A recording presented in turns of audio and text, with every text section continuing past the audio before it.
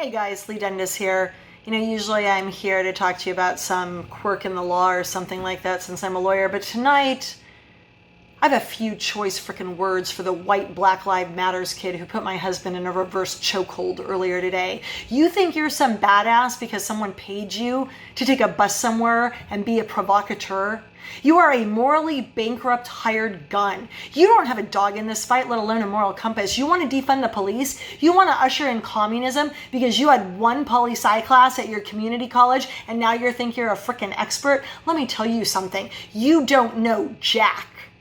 I think Black Lives Matter. I also happen to think Asian lives matter and Hispanic lives matter.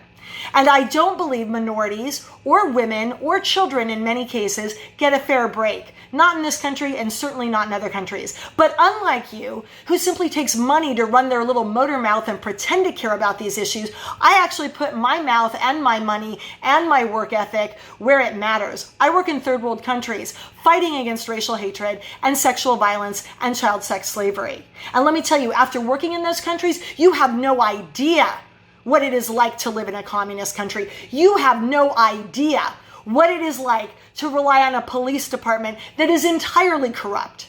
I'm not talking one or two bad eggs. I'm talking an entire department of bad eggs, an entire country of bad eggs. I am talking not a department that gets there 15 or 25 minutes late because you live on the wrong side of the tracks. I'm talking about a department that doesn't ever come to your help. Not tonight, not tomorrow night, not ever. Or that just doesn't exist at all. Talk about the shit hitting the fan and having nowhere to turn. You think I'm some Karen who likes to get her nails done in Orange County and that by having your little goon walk up and body slam me 3 times in a row, which is assault and battery, by the way, that you're going to scare me, that I'm going to quake in my boots and go running off? Think again, my friend. You have no idea the type of work I do. You don't know what it's like to live in a town where 300 bombs go off every year.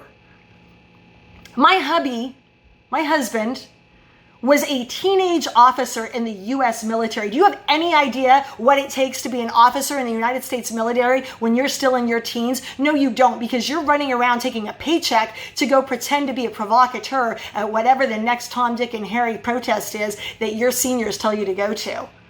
My husband was a teenage officer in the military and went on to serve a decade in the United States military and the reserves after that.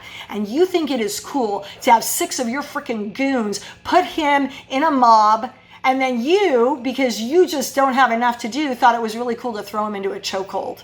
He could have ended you, but he didn't, because he was not about to play into your little provocateur plot.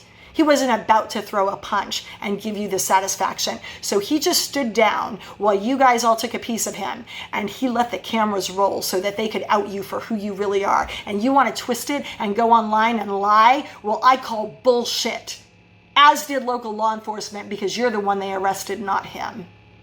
This morning, as we were waiting in line, my husband, who is a 10-year U.S. military veteran officer in the U.S. military, was put in a reverse chokehold by members who were paid, Antifa, BLM, not even in this county, counter-protesters, and dragged backward in front of a round of Orange County sheriffs and Santa Ana PD who stood down. We need to change our protocols, and I am on the record asking you to pull tape right now and arrest the person who had my husband in a reverse chokehold for about 10 seconds. Thank you.